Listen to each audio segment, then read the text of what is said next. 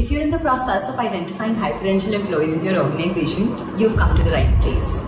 Hi, I'm Mercer, and I want to talk to you about high potential identification, the process, why it's important, and why you should do it. Now, I understand that potential is a very vague term. It's difficult to define potential and probably even more difficult to figure out how to do it. So what I'm going to do in this video is to help you create a step-by-step process for your high potential identification strategy that suits your organization.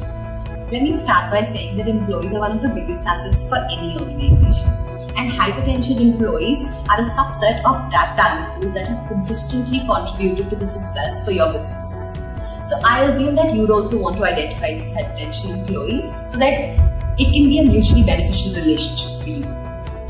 So let's start by looking at some of the skills and competencies that make up a high potential employee. Strategic thinking, critical decision making, a drive to excel, learning agility, initiative taking, easily navigating ambiguity, adaptability, the propensity to lead, and easily manage stakeholders.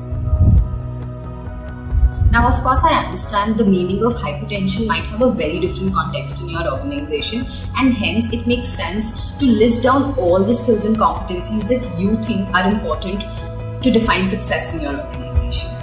That's the first step. To do that, you might want to think about the most pressing issues for your organization.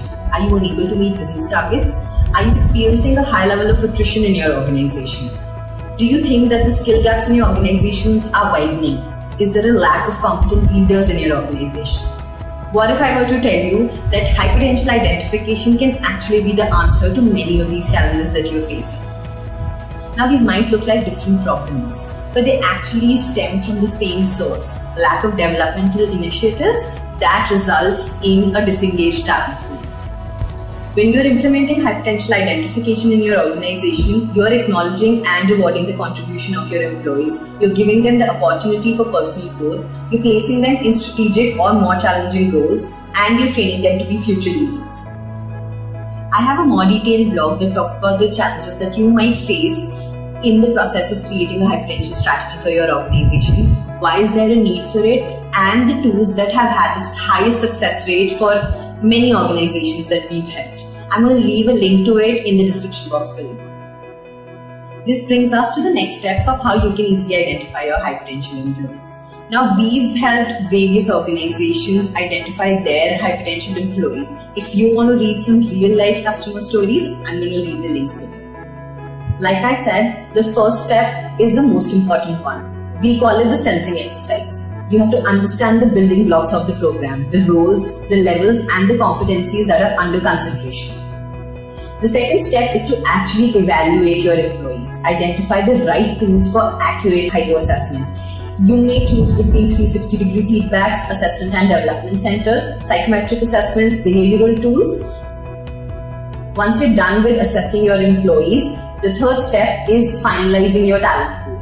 Map these employees on a simple 9-box model to shortlist employees who show high potential. Now that we've done this, we're on the last step to create an individual development plan for each of the high potential employees that you found out through the 9-box model. Create a unique plan for each employee to help their speedy growth. I'm sure you'll see an uptick in your overall organization performance, but if you still need to validate the results and find out the ROI of the hypo exercise, you can use predictive modeling and correlation exercises. You can rinse and repeat these processes every time you feel the need to identify high potential employees in your organization. It might be difficult at first, but you'll see it will eventually become the culture for your organization. I hope you've enjoyed this session and that this will help you create a basic high potential identification strategy for your organization. For anything else, Mercer Mettl is just a call away. In my next session, I will be dealing with the conundrum of performance versus potential and taking you through a practical demo of how you can identify your high potential employees on a 9-box model. For more actionable sessions, like this video and subscribe to this channel. Let's keep creating workplaces of value.